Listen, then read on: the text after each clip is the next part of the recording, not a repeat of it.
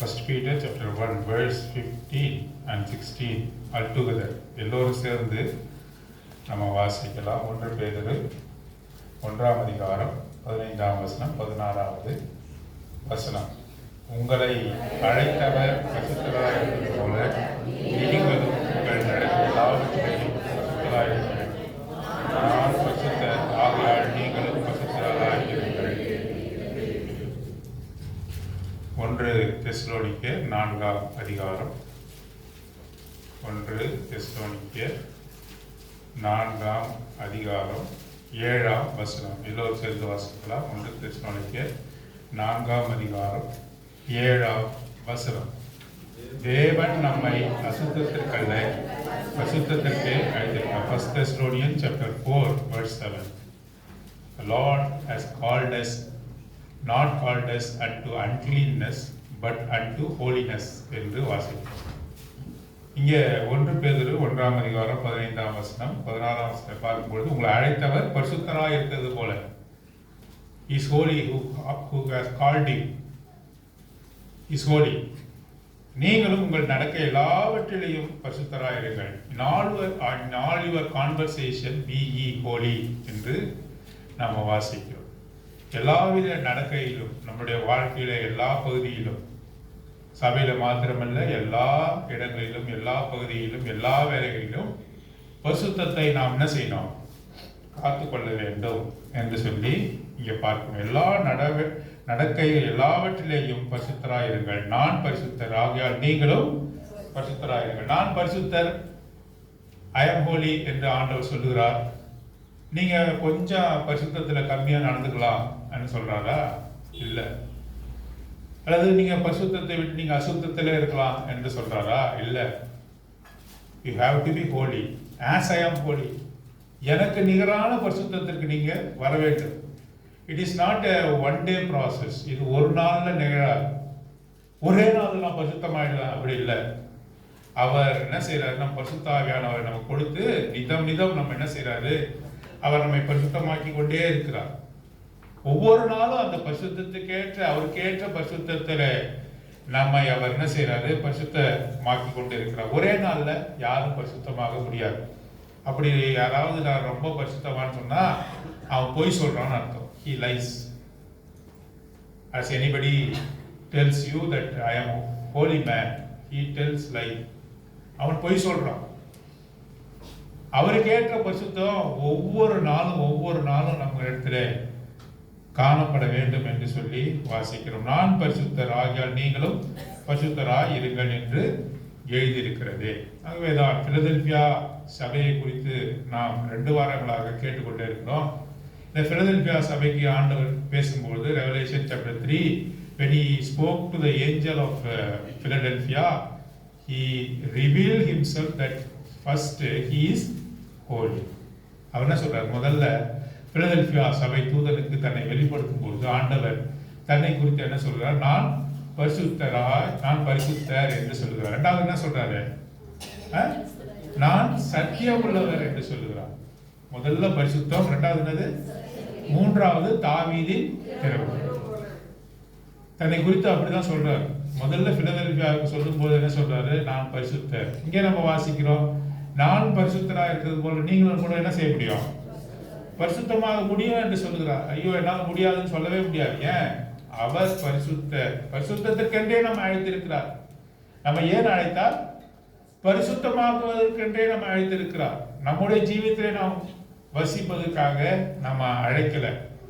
ஆகவே நம் பரிசுத்தத்திலே நாம் வசிக்க வேண்டும், பரிசுத்தராக இருக்க வேண்டும் என்பதற்காகவே நம்மை அழைத்திருக்க. அசுத்தத்திற்கல்ல, பரிசுத்தத்திற்கே அழைத்திருக்க. Not unto uncleanness but unto holiness. He has called us to live a holy life.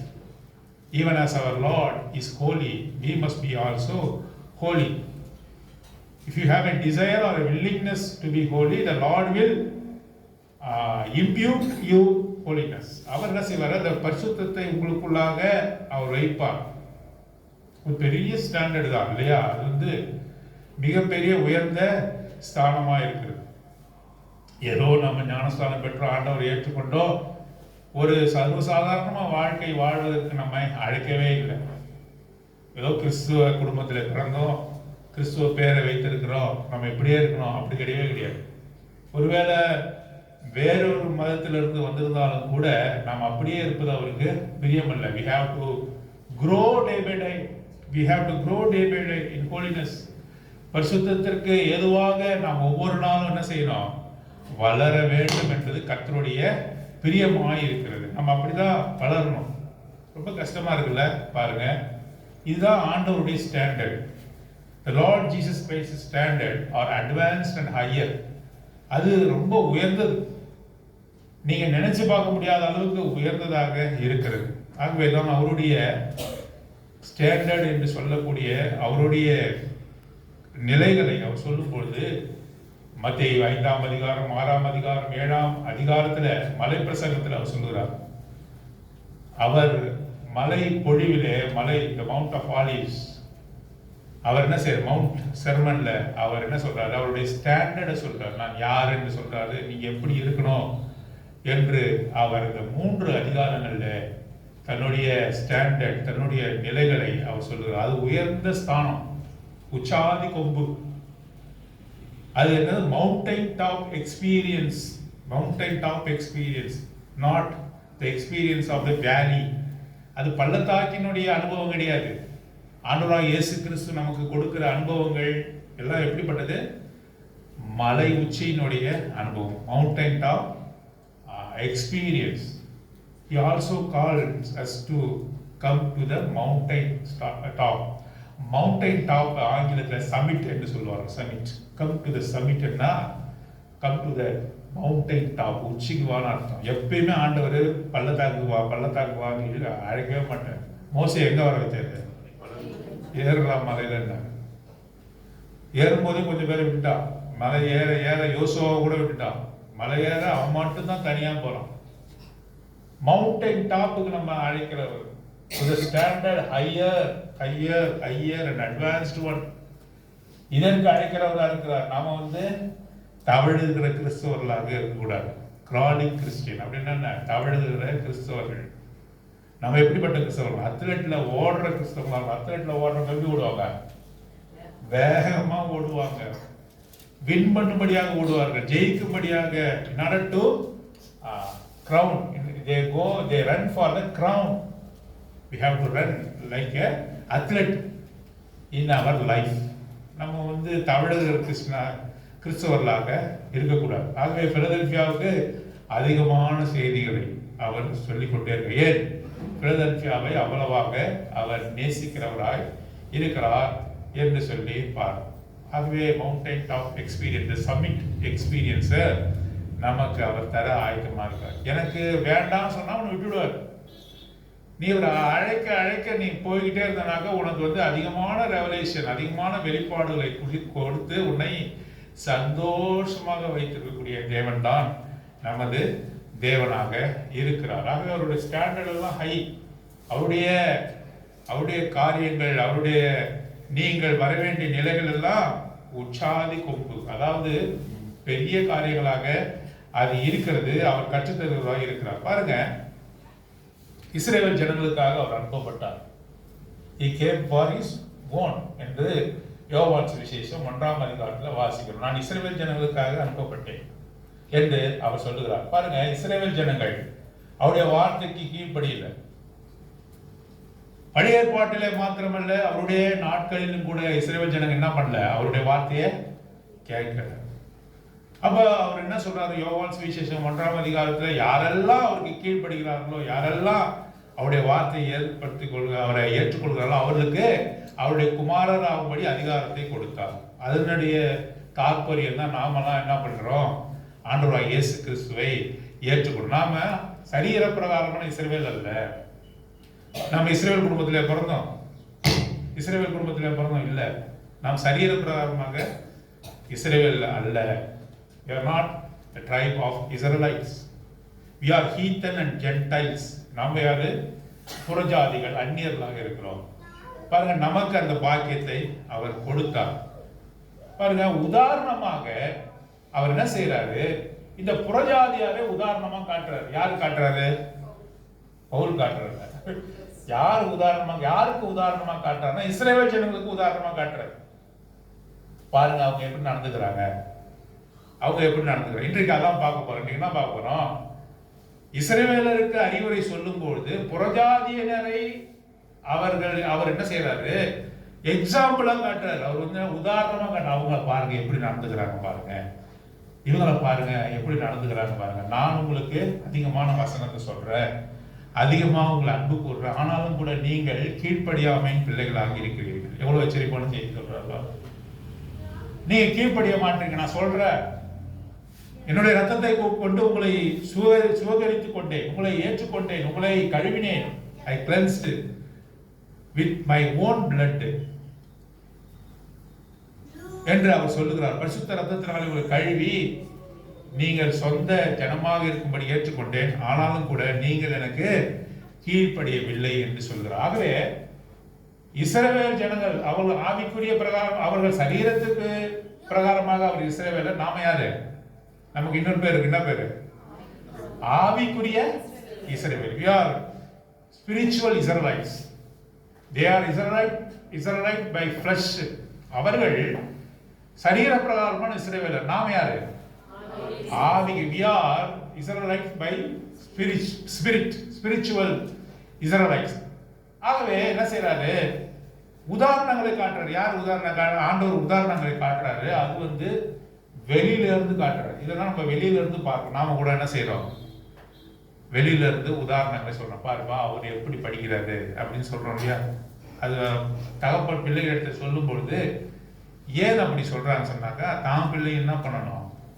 நல்லா படிக்கணும், நல்லொழுக்கமா இருக்கணும் பாரு அப்படின்னு சொல்லி பெற்றோர் சொன்னாக்கா அது என்ன அர்த்தம்?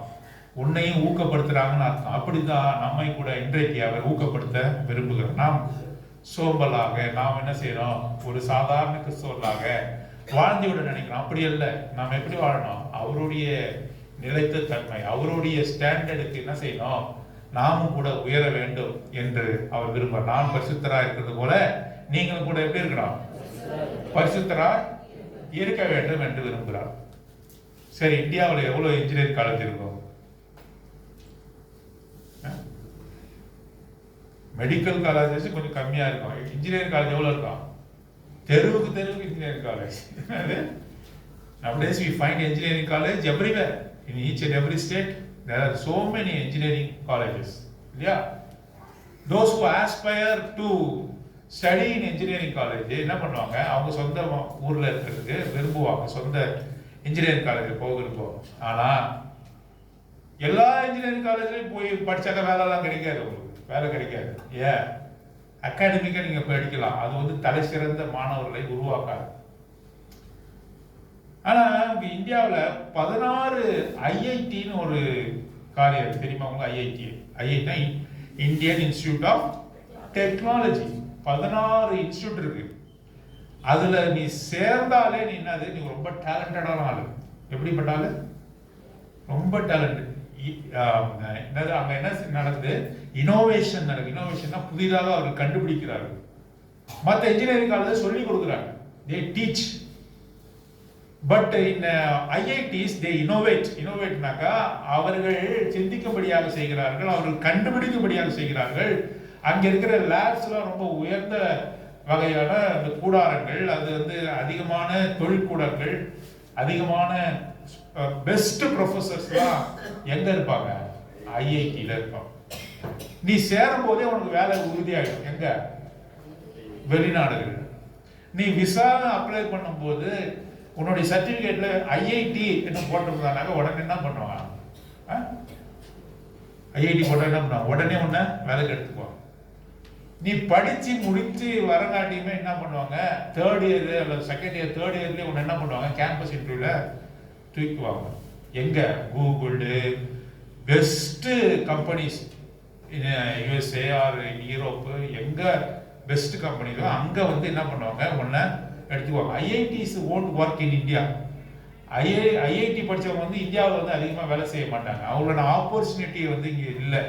அவங்களுக்கான சம்பளத்தை என்ன பண்ண முடியாது? கொடுக்க முடியாது. ஒருத்தரும் 10 லட்சம் வாங்குவாங்க.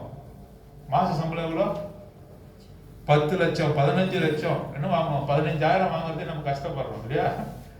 10 லட்சம் 15 லட்சம் வாங்குவோம். இந்த earn 10 lakhs 15 lakhs per month IIT பாருங்க. இந்த 16 IITல படிச்சா கூட உங்களுக்கு அது எல்லாமே பெஸ்ட் தான். ஆனால் ஃபர்ஸ்ட் 5 வந்து ரொம்ப ரொம்ப பெஸ்ட். அது முதல் IIT எங்க இருக்கு? சென்னை. IIT சென்னை தான் இந்தியாவிலே பெஸ்ட். ரெண்டாவது இது IIT டெல்லி. மூன்றாவது இது IIT மும்பை. நாலாவது இது IIT கான்பூர். அஞ்சாவது இது IIT ரூர்க்கி. ஆறாவது இது IIT கர்காப்பூர்.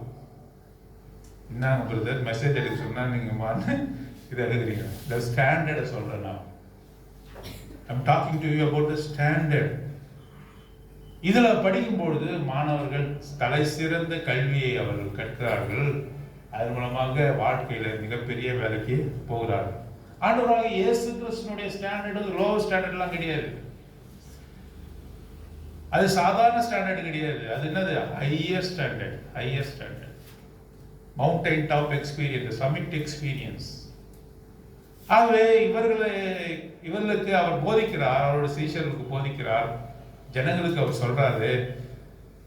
வெளியால காட்டி உதாரணமா சொல்றாரு. அவருடைய ஜனங்களை காட்டல, வெளியால காட்டி சொல்றாரு. 12 உதாரணங்கள் சொல்ல போறார். 12 உதாரணங்கள், 12 எக்ஸாம்பிள்ஸ். 12 உதாரணங்களை அவர் சொல்லி இருக்கிறாரு. அதை உங்களுக்கு இப்பொழுது சொல்ல போற. நீங்க ஞாபகம் வைத்துக் கொள்ளுங்கள். முதலாவதாக மத்தேயு சுவிசேஷம் 12ஆம் அதிகாரம் 41வது வசனம். Matthew gospel chapter 12 and verse 41. யோனாவின் பிரசங்கத்தை கேட்டு நினிவே பட்டணத்தார் மனந்திரும்பினார்கள். இதோ யோனாவிலும் பெரியவர் இங்கே இருக்கிறார். ஆதலால் நியாயத்தீர்ப்பு நாளிலே நினிவே பட்டணத்தார் இந்த சந்ததியாரோடு எழுந்து நின்று இவர்கள் மேல் குற்றம் சுமத்துவார்கள். கவனிச்சீங்களா? 12:41 நம்ம பார்க்கும்போது மேத்யூ காஸ்பல் சாப்டர் 12:41 யோனாவின் பிரசங்கத்தை கேட்டு நினிவே பட்டணத்தார் என்ன செய்தாங்க? They repented. The people of Nineveh repented themselves when they heard the message from the Jonah the prophet. யோனா அவர் நினிவே அழிக்கப்பட இருக்கிற நிலைமையில அந்த ஜனங்களுக்கு அவர் உபதேசம் பண்ணுகிறார். பண்ணும்போது அவங்க என்ன செஞ்சாங்க? மனம் திரும்பினார்கள். இதோ யோனாவிலும் பெரியவராகிய ஆண்டவராகிய இயேசு கிறிஸ்து இப்பொழுது நம்ம மத்தியில இருக்கிறாரா இல்லையா? என்ன பார்த்து சொல்லுங்க. வேதத்துல வார்த்தை மூலமா நம்ம கிட்ட பேசுறாரு. ஆவியானவர் நமக்குள்ள இருக்காரு. இப்போயும் ஆண்டவராகிய இயேசு கிறிஸ்து நம்மோடு கூட பேசிக்கூட. யோனாவிலும் பெரியவர். யோனாவிலும் பெரியவர் யார் இருக்காரு? ஆண்டவராகிய இயேசு கிறிஸ்து உங்களிடத்துல இருக்கிறார். ஆதலால் நியாயத்தீர்ப்பு நாளிலே நினிவே பட்டணத்தார் இந்த சந்ததியாரோடு எழுந்து நின்று இவர்கள் மேல் குற்றம் சுமத்துவார்கள். நீங்க ஒழுங்கா நடக்கலன்னா, இங்க பாருங்க நல்லா கலந்துக்கிறீங்க.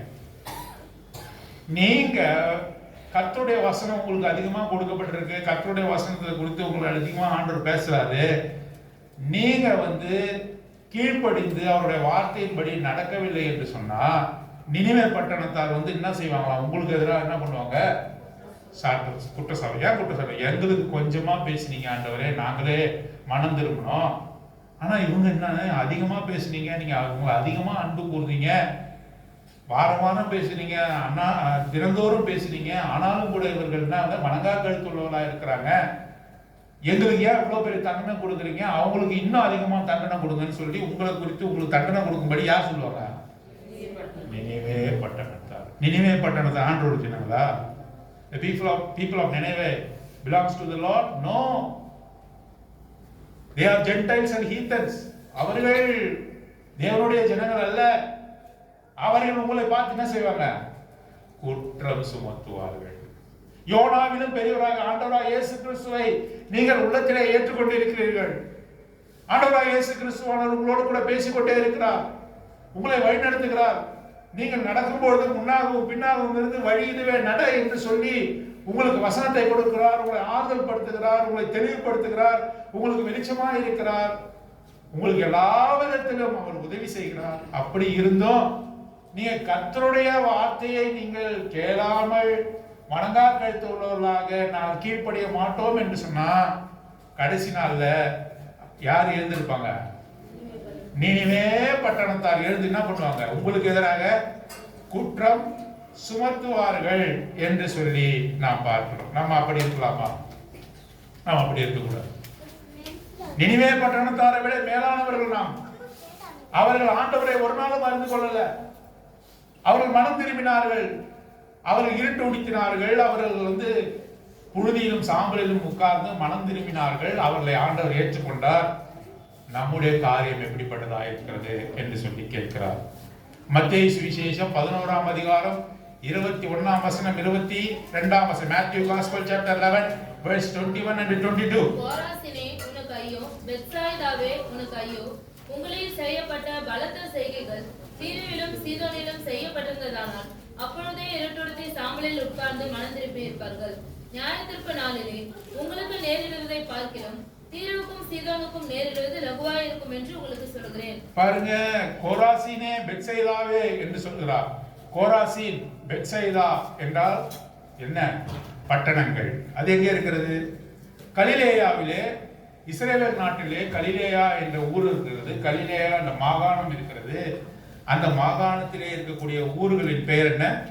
கோராசின், கோராசினே, கோராசின், பெத்சைதா. எங்க இருக்கு? என்ன பாருங்க, சொல்லுங்க. கலிலேயா எங்க இருக்கு? இஸ்ரவேல் நாட்டு. கோராசினே பெத்சைதாவே உனக்கு ஐயோ. அவர் என்ன சொல்றாரு? Alas unto thee, O unto thee என்று சொல்றார்.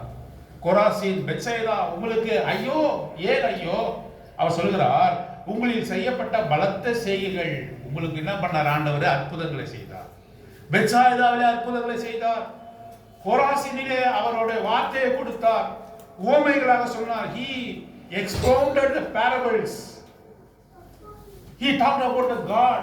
He talked about the salvation and everything, the mercy of the Lord, the love of the Lord.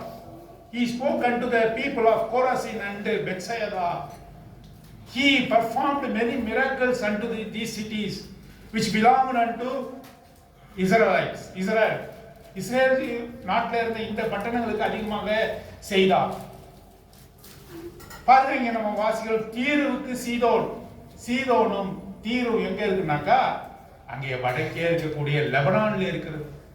இஸ்ரேலுக்கு மேலாக லெபனான் என்ற நாடு இருக்கிறது. அதிலே இந்த தீருவும் சீதோனும் அது கோஸ்டல் சிட்டி, அதாவது கடற்கரையிலே இருக்கக்கூடிய பட்டணங்கள். புரியுதா? கலிலேயா நாட்டிலே, இந்த கலிலேயா ஊர்ல இந்த பெத்சைதாவும் கோராசினும் இருந்தது. தீருவும் சீதோனும் எங்க இருக்கிறது சொன்னா அங்கே லெபனான் என்ற நாட்டிலே இருக்கக்கூடிய அது கடல் பகுதியிலே இருக்கக்கூடிய பட்டணங்கள்.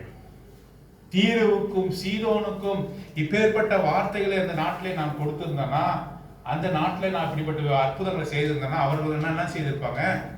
மனம் மாறி இருப்பார்கள். அப்பொழுது 20ஆம் வசனம் வாசிக்கிறேன். 11ஆம் அதிகாரம், மேத்யூ காஸ்பல் சாப்டர் 11 verse 20.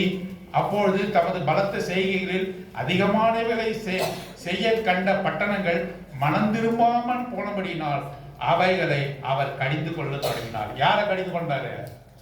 கோராசினியும் பெத்சைதாவையும் அவர் என்ன பண்ணாரு? கடிந்து கொண்டார். ஏன்? அவங்க மனம் திரும்பல. ஆண்டவர் உங்களோடு கூட பேசிக்கொண்டே இருக்கிறார். இன்னும் கூட மனம் திரும்பாத காரியங்கள், not repentant to things are there. உன்னுடைய இதயத்தில் இன்னும் மனம் திரும்பாத காரியங்கள் இன்னும் வைத்துக் கொண்டிருக்கிறாயா? இன்னும் குந்தி நடந்து கொண்டிருக்கிறாய். நான் அதையும் செய்வேன், இதையும் செய்வேன், நான் அந்த வித பழக்க வழக்கங்களில் நான் ஈடுபடுவேன், இதிலையும் நான் ஈடுபடுவேன் என்று சொல்லி புறஜாதிக்கு புறஜாதியாகவும் இஸ்ரவேலுக்கு இஸ்ரவேலாகவும் நடந்து கொண்டிருக்கிறாயா? எம்மட்டும் 2 நினைவுகளால் குந்தி நடப்பாய். கோராசினே, பெத்சைதாவே, நீங்கள் தீர்ப்புக்கு ஏதுவானவர்கள். இதே காரியத்தை, இதே அற்புதங்களை இந்த தீருவுக்கும் சீதோனுக்கும் நான் செய்திருந்தால் அவர்கள் மனம் திரும்பிப்பார்கள். If I did these kinds of miracles unto Tyre and Sidon, they would have repented unto salvation. ரட்சிப்புக்கு ஏதுவாக அவர் மனம் திரும்பியிருப்பார்கள் என்று சொல்றார். நியாய தீர்ப்பு நாளிலே, the day of judgment, உங்களுக்கு நேரிடுவதை பார்க்கிறோம், தீருக்கும் சீதோனுக்கும் நேரிடுவது லகுவா இருக்கு. ரொம்ப லகுவா இதை படிச்சிட்டோம். லகுவானா என்ன? ஈஸியா படிச்சிட்டோம். ஆனா ரொம்ப இன்டென்ஸான வார்த்தை. இன்டென்ஸ்னா ஆழமான வசனம். நியாய தீர்ப்பு நாளிலே, இந்த டே ஆஃப் ஜட்ஜ்மெண்ட். இங்க பாருங்க, கவனிங்க. டே ஆஃப் ஜட்ஜ்மெண்ட், நியாய தீர்ப்பு நாளில உங்களுக்கு நேரிடுவதை பார்க்கிலும் தீருக்கும் சீதோனுக்கும் நேரிடுவது லகுவா இருக்கும். ஏன் அப்படி சொல்றாரு? உங்களுக்கு நியாய தீர்ப்பை வாங்கி நீங்க அதிகமான தண்டனையை பெறுவீங்க.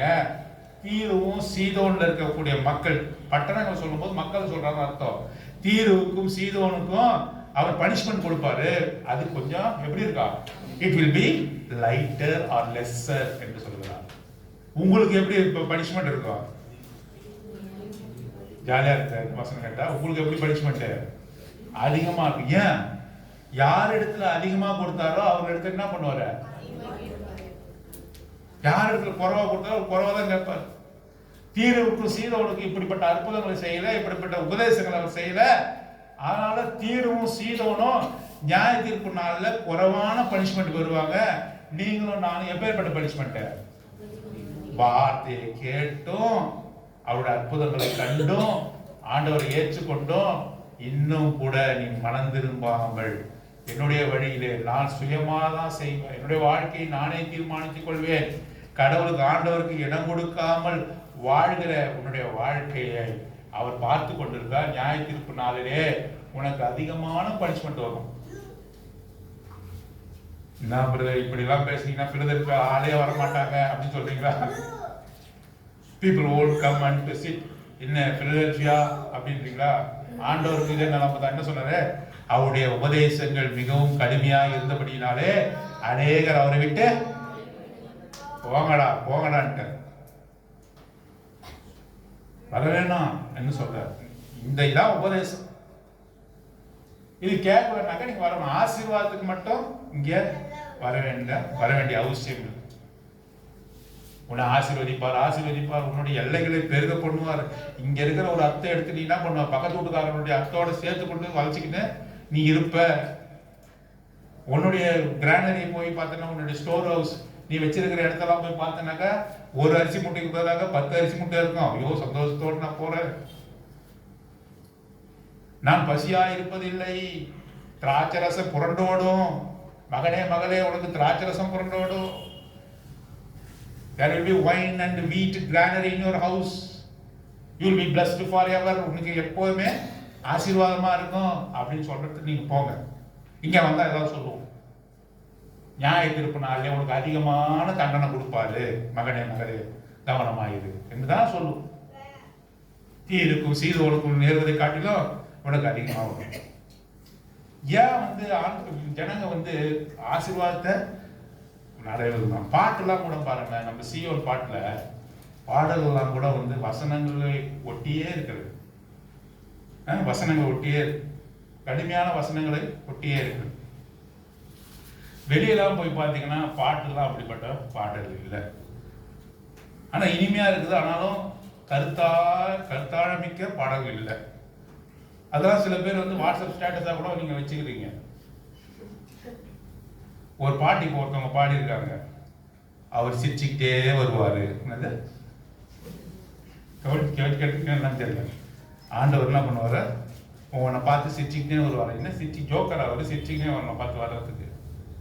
அப்படி ஒரு பாட்டு அது எல்லாரும் வாட்ஸ்அப் ஸ்டேட்டஸ்ல வச்சிருக்காங்க. சிரிச்சுக்கிட்டே வருவாரு, புன்னகையோட வருவாரு. அப்படியா? நான் அக்னியை போடவே வந்தேன். அவர் என்ன சொல்றாரு? சிரிச்சுக்கிறவர். நான் அக்கினியை போடவே வந்தேன், நான் அக்கினியை கொடுக்கவே வந்தேன் என்று அவர் சொல்கிறார். சிரிச்சிங்கன்னா அவர் வரல. சிரிச்சிங்கன்னா அந்த காலம் முடிஞ்சிருச்சு. இப்ப என்ன வராது? நியாய தீர்ப்பு செய்ய முடியும். தீருவுக்கும் சீதோனுக்கும் குறைவான பனிஷ்மெண்ட், உனக்கு அதிகமான பனிஷ்மெண்ட். ஜாக்கிரதையா இரு என்று சொல்கிறார். மாத்திரமல்ல, தீருவுக்கும் சீதோன் மட்டும் சொல்ல, இங்க கொராசின் பெத்சைதா மட்டும் சொல்லாம அடுத்த வசனத்தை பாருங்க. வானவரிந்து உயர்த்தப்பட்ட கப்பர்நகூமே. கப்பர்நகூம் எங்க இருக்கு? இஸ்ரவேல் நாட்டுல தான் இருக்கு. அது எப்படி? வானபரியந்தமும் உயர்த்தப்பட்ட கப்பர்நகூமே, நீ பாதாள பரியந்தம் தாழ்த்தப்படுவாய். கப்பர்நகூம்ல அவர் செய்யாத அற்புதம் கிடையாது. கப்பர்நகூம்ல அவர் பேசாத வார்த்தைகள் கிடையாது. சுவிசேஷம் சொல்லாத வார்த்தைகள் கிடையாது. அங்க சொல்றாரு, நீ பாதாள பரியந்தம் தாழ்த்தப்படுவாய். உன்னில் செய்யப்பட்ட பலத்த செய்கைகள் சோதோமிலே. சோதோம் எங்க? லோத்து இருந்தானே, அக்னினாலே கந்தகத்தினாலே அழிக்கப்பட்ட பட்டணங்கள் என்ன பட்டணங்கள்? சோதோம் குமாரா. அந்நிய பட்டணங்கள். சோதோமிலே உன்னுடைய இந்த அற்புதங்கள்லாம் செய்யப்பட்டிருந்ததுனாக்கா அந்த சோதோமின் மக்கள் மனம் திரும்பி இருப்பார்கள். கப்பர்நகூமே, நீ வானம் பண்ண உன்னை உயர்த்தி வைத்திருக்கிற, நான் தான் பெரிய பக்தி சிங் விஷன் தான் பெரிய விஷன், நாங்க தான் பெரிய எல்லாவற்றையும் கற்றவர்கள், ஆனால் செய்கையில் ஒண்ணு இல்லையே, செய்கையில் ஒண்ணு இல்லையே, கர்த்தருக்கு கீழ்ப்படிகிற நிலைமை இல்லையே ஒன்னு இடத்துல. ஆகவே சொல்ற வானம் பரிந்த பெருமை, நான் எந்த தரிசனத்துல வந்தவன் பெருமை, நான் எந்த குளத்துல வந்தவன் பெருமை, இவன் தாத்தா முற்பாட்டெல்லாம் கிறிஸ்தவர்கள் பெருமை பெருமை பெருமை. கப்பர்நகூமே, நீ உன்னை வானம் பரிந்தும் உயர்த்தினாய், நான் என்ன செய்வேன், உன்னை பாதாள பரிந்தும் தாழ்த்துவேன், பாதாள பரிந்தும் தாழ்த்துவேன். உன்னில் செய்யப்பட்ட பலத்த செய்கைகள் உனக்கு நான் நன்மை செய்தேன். இந்த நன்மையே நான் சோதோமிலே செய்யப்பட்டிருந்தால் அது இந்நாள் வரைக்கும் நிலைத்திருக்கும். சோதோமின் மக்கள் மனம் திரும்பியிருப்பார்கள் சொல்றார். சோதோமை அழித்தார். பெத்சயதா, கொராசின், கப்பர்நகூமை அவர் என்ன செய்தாரு, அறிவுரைகளை சொல்லி நீ மணந்திருக்கும்படியாக செய்கிறார். 3 பட்டணங்களை பார்த்த. முதல் பட்டணம் என்ன? நினிவே. யோனா ஒரு பட்டணமா?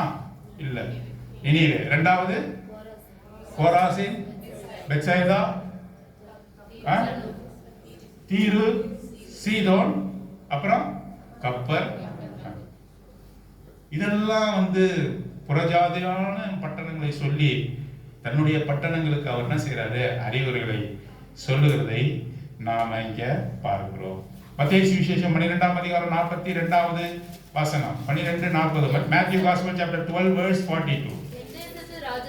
தென்தேசத்து ராஜஸ்ரீ பூமியில் எல்லையிலிருந்து சாலமோனுடைய ஞானத்தை கேட்க வந்தார். இதோ சாலமோனிலும் பெரியவர் இங்கே இருக்கிறார். நியாயத்தீர்ப்பு நாளிலே அந்த ராஜஸ்ரீ இந்த சந்ததியாருடன் எழுந்து நின்று இவர்கள் மேல் குற்றம் சுமத்துவார். தென் தேசத்திலிருந்து வந்த ராஜஸ்ரீ யாரு? சீபா. சாலமோனுடைய ஞானத்தை பார்க்கும்படியாக யார் வந்தா? சீபா ராணி ராஜஸ்ரீ வந்தா. தென் தேசத்து ராஜஸ்ரீ பூமியின் எல்லையில், இது ஆண்டவராக இயேசு கிறிஸ்து சொல்றாரு. ராஜஸ்ரீ பூமியின் எல்லையிலிருந்து சாலமோனுடைய ஞானத்தை கேட்க வந்தாள். சாலமோன் என்ன சொன்னான்? ஞானத்தை பேசினான். அதை கேட்கும்படியாக மிகுந்த பொருட்களை எடுத்துக்கொண்டு எப்படியாவது இந்த ஞானத்தை கேட்கணும்னு யார் வந்தா? சீபா ராணி வந்தா. சாலமோன் நாட்டில் வந்தா. ரொம்ப ஞானமான ஆச்சேவன், அவனுடைய ஞானத்தை கேட்போம் என்று சொல்லி அநேக வெள்ளி பொண்ணு பொருட்களோடு கூட இஸ்ரேல் நாட்டுக்கு சாலமோன் காலத்தில் வந்தா. எதற்காக வந்தா? அவனுடைய ஞானம் எப்படி இருக்குதுன்னு கேட்கணும். சாலமோனுக்கு ஒரு ஞானம் கொடுக்கப்பட்டிருந்தது. ஆண்டவர் இயேசு கிறிஸ்து சொல்றாரு, சாலமோன் ஞானத்தை காட்டிலும் பெரிய ஞானம் உடைய யாரு? நானே இங்கே இருக்கிறேன். நான் என்னுடைய ஞானத்தை கேட்டு நீங்கள் மனம் திரும்பாமல் இருக்கிறீர்கள். ஆகவே சாலமோனிலும் பெரியவர் இங்கே இருக்கிறார். ஆதலால் நியாய தீர்ப்பு நாளிலே அந்த ராஜஸ்ரீ யார்? அவர் சீபா ராணி என்ன பண்ணுவா? உனக்கு எதிராக இந்த சந்ததியாருடைய நின்று இவர்கள் மேல் குற்றம் சுமத்துவார். சாலமோன் ஞானத்தை கேட்டு நான் திருந்தனே, எனக்கு அப்பேற்பட்ட ஆப்பர்ச்சுனிட்டி இல்லையே, எனக்கு வாய்ப்பு இல்லையே, இவர் மனம் திரும்பலையே, இவர்கள் உம்முடைய ஞானத்தை கேட்டார்கள், நாம் என்ன செய்யறோம்? மனம் திரும்பல. பாருங்க, நம்ம கிட்ட நம்மிடையே ஆண்டவர் பேசுறது போல யாரிடத்திலையும் பேசினது, யாரிடத்திலையும் பேசினது. அவருடைய அப்போஸ்தலர்கள் நம்ம இடத்துல எவ்வளவாக பேசினார்கள். பேதுரு, பவுல், யாக்கோபு எவ்வளவு வார்த்தைகள் கொடுத்திருக்கிறார்கள். ஆண்டவராக இயேசு கிறிஸ்து மாத்திரம் பேசினார். அப்பொழுது அப்போஸ்தலர்கள் பேசல. நம்ம ஆதி முதற்கொண்டு இந்நாள் வரைக்கும் இருக்கக்கூடியவர்கள், மோசே, எல்லா விதமான தீர்க்கதரிசிகளுடைய புத்தகங்களை வைத்திருக்கிறோம். ஆண்டவராக இயேசு கிறிஸ்து சொன்ன வார்த்தைகளை வைத்திருக்கிறோம். அவருடைய அப்போஸ்தலர்கள் என்ன சொன்னாங்கன்ற வார்த்தையை வைத்திருக்கிறோம். நம்ம தான் யாரு? ரொம்ப பாக்கியவான் இல்ல? பாக்கியவான் தான் இல்லையா? ஆமா. ஆதியாகமத்திலிருந்து வெளிப்படுத்தின வரையும் நம்ம கையில கொடுத்துட்டாரு. தீர்க்கதரிசிகள் என்ன சொன்னாங்க நமக்கு தெரியும். ஆண்டவராக இயேசு கிறிஸ்து என்ன சொன்னாங்க நமக்கு தெரியும். நம்முடைய முற்பிதாக்கள் எவ்வளவு சாட்சியா வாழ்ந்தாங்க. ஆபிரகாம், யாக்கோபு இவர்கள்லாம் எப்படி சாட்சியா வாழ்ந்தாங்க நமக்கு தெரியும். அப்போஸ்தலர்கள் எப்படி வாழ்ந்தாங்க நமக்கு தெரியும். அப்போஸ்தலர் என்ன சொன்னாங்க நமக்கு தெரியும். நம்ம யாரு? சொல்லுங்களேன், நம்ம யாரு? வானபரியந்தம் உயர்த்தப்பட்டவர்கள் சொல்லுங்க. அப்படி நீங்க சொல்லும் போதே உங்களுக்கு பயம் வரணும். நாம யாரு? வானபரியந்தமும். கடைசி காலத்துல ஞானம் பெருகும். கடைசி காலத்துல என்ன இருக்கும்? ஞானம் பெருகும், வார்த்தைகள் புரியும். வானபரியந்தம் உயர்த்தப்பட்டோம். நீ ஜாக்கிரதையா இருந்தா நீ எங்க போவ? பாதாளம் மட்டும் தாழ்த்தப்படும். கப்பர்நகூமே, நீ வானபரியந்தம் உயர்த்தப்பட்டாய், நீ என்னது? தாழ்த்தப்படுவாய். ஞானத்தை பெற்றுக் கொள்ளும்படியாக தென் தேசத்து ராஜஸ்ரீ சாலமோனிடத்தில் வந்தா, சாலமோனை காட்டிலும் பெரியவராக நான் இருக்கிறேன், ஆனாலும் கூட நீங்க என்ன செய்யல? என்னுடைய ஞானத்தை கேட்கல. ரட்சிப்புக்கு ஏதுவான வழி இல்லை, நீங்க நடந்து கொள்ளல. இந்த உலகத்தாரவே நீங்க பார்த்து கொண்டு இருக்கிறீர்கள். ஆகவே இந்த ராஜஸ்ரீ கூட எழுந்திருந்து என்ன செய்வாங்க? என்ன பண்ணுவாங்க? அப்படி நம்ம நடந்து கொள்ளலாமா? ஆண்டவர் நம்மை எச்சரிக்கிறார். அடுத்தது பார்க்கலாம். மத்தேயு சுவிசேஷம் 15ஆம் அதிகாரம் 21வது வசனம். 15:21. பின்பு இயேசு அவ்விடமிட்டு புறப்பட்டு தீரு சீதோன் பட்டணங்களின் திசைகளுக்கு போனார். அடுத்த வார்த்தை. அப்பொழுது அந்த திசைகளில் குடியிருக்கிற கானானிய ஸ்திரீ ஒருத்தி அவரிடத்தில் வந்து, ஆண்டவரே, தாவீதின் குமாரனே, எனக்கு இரங்கும், என் மகள் பிசாசினால் கொடிய வேதனைப்படுகிறாள் என்று சொல்லி கூப்பிட்டாள். தீரு சீதோன் பட்டணங்கள் என்று சொல்லும் போது நம்ம ஏற்கனவே புரிந்து கொண்டோம். லெபனான்ல இருக்கக்கூடிய போர்ட் சிட்டிஸ் கடல் பிராந்தியத்தில் இருக்கக்கூடிய நகரங்களாக இருக்கிறது. அங்கிருந்து சைரோ பொனிஷியன் உமன், பொனிஷியா என்ற நாடு அந்த நாடு. ஆகவே அந்த கானானிய ஸ்திரீ அங்கே வருகிறாள். கானானிய ஸ்திரீ எடுத்து ஆண்டவர் என்ன சொல்றாரு?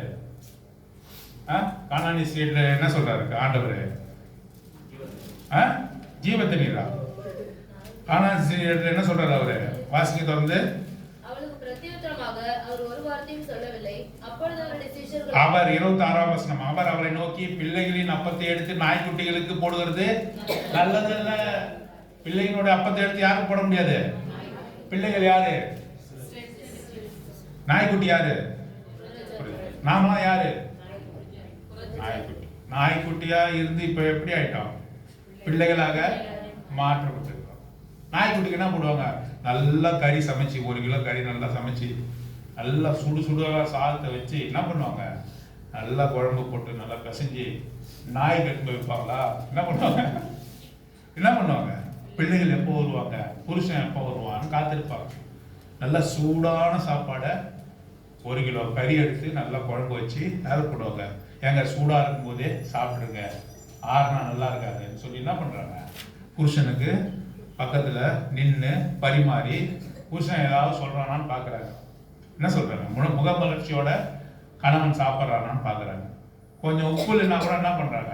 ஓடி போய் அதை இந்த பதார்த்தத்தை ருசி உள்ளதாக மாற்றுறாங்க இல்லையா? நாய்க்கு அப்படியே போறாங்க, நல்லா சூடா சமைச்சு குழம்புலாம் வச்சு என்ன பண்ணாங்க? தட்டை எடுத்து போய் வாயில ஊட்டி விடுவாங்க. என்ன பண்ணுவாங்க? பழைய சோறு, குப்பையில போடுற சோறு, அது என்ன பண்ணுவாங்க? குப்பையில போற சோறை பிசைஞ்சு நாய் தட்டுக்கிட்டே வைக்கிறாங்க. என்னது? ரோட்ல எங்காச்சும் ஊட்டி விடுறாங்க. எடுக்காட்டினா போ. நாய்களோட நிலைமை அப்படிதான். நாய்கள்லாம் யாரு? நாம தான் ஜென்டைல்ஸ், ஹீத்தன்ஸ். புத்திரர்கள் யாரு? பிள்ளைகள் யாரு? இஸ்ரவேல் ஜனங்கள். பாருங்க, அவ கேட்கிறா, மேஜையிலிருந்து விழுகிற துணிக்கை பிள்ளைகள், நாய்க்குட்டிகள் சாப்பிடுமே என்று சொன்ன பொழுது அவர் என்ன சொல்றாரு? 28ஆம் வசனம். இயேசு அவளுக்கு பிரதியுத்தரமாக, ஸ்திரீயே, உன் விசுவாசம். அப்போ கானானிய ஸ்திரீகளுடைய விசுவாசம் பெருசா இருக்கு, பிள்ளைகளுடைய விசுவாசம் குறைவா இருக்கு. நம்முடைய விசுவாசம் குறைவா இருக்கு. மேஜையில உட்கார்ந்து சாப்பிடுற நம்முடைய விசுவாசம், நம்முடைய கீழ்ப்படிதல், இதெல்லாம் குறைவா இருக்கு. கானானிய ஸ்திரீ புறஜாதியா, நாய்க்குட்டிக்கு சமமானவன், அவளுடைய விசுவாசம் பெரிதா இருக்கு. ஆண்டவர் சொல்றாரு, உன்னுடைய விசுவாசம் பெரிதாய், உன்னுடைய விசுவாசம் பெரிதாய். நம்மை பார்த்து சொல்லுவாரா? நம்ம குறைவான விசுவாசம் உடையவர்களா இருக்கிறோமா, இல்ல பெரிய விசுவாசம் உடையவர்களாக நாம் இருக்கிறோமா என்று ஆண்டவர் நம்மை பார்த்து கேட்கிறார். உன் விசுவாசம் பெரிய, உன் விசுவாசம் பெரிய. இந்த கானானிய ஸ்திரியை வைத்து நமக்கு ஆண்டவர் கற்பிக்கிற காரியம் என்ன? நம்முடைய விசுவாசம் எப்பவுமே பெருசா இருக்கும். அதேரியப்படக்கூடாது. இந்த வாழ்க்கையில் இப்படிப்பட்ட நிலைமைகள் வருகிறதே என்று சொல்லி பயப்படக்கூடாது. ஆண்டவர் மேல என்ன செய்யணும்? விசுவாசம். இந்த கடன் பிரச்சனையை வைத்து நாம பயப்படக்கூடாது. நம்மளுடைய வீடுகளில் இருக்கக்கூடிய தொல்லைகளை வைத்து நம்ம என்ன செய்யக்கூடாது? பயப்படக்கூடாது. அவர் மீது விசுவாசம் வைக்க வேண்டும். அவர் கப்பலிலே இருக்கிறார். கடலினுடைய ஆர்ப்பரிப்பை அவர் என்ன செய்ய போறாரு? அவர் அமர்த்த போகிறார். அது அமர்ந்திரு என்று சொல்ல போகிறார். பிரச்சனைகளை அவர் என்ன செய்ய போறார்? நீக்க போறார். உன்னுடைய விசுவாசம் அற்பமா இராமல் கானானிய ஸ்திரீயினுடைய விசுவாசத்தை போல எப்படி இருக்கணும்? பெரிதா. நாய்க்குட்டிக்கே எவ்வளவு பெரிய விசுவாசம். அப்படி பிள்ளைகளாக நமக்கு எப்படிப்பட்ட விசுவாசம்? நாய்க்குட்டிகள் என்று சொல்லப்பட்ட இந்த கானானிய ஸ்திரீகள் புறஜாதியினுடைய விசுவாசம் எப்படி இருந்தா உனக்கும் எனக்கும் நாம யாரு? அவருடைய பிள்ளைகள். முன்னொரு காலத்தில் நாம் என்னது?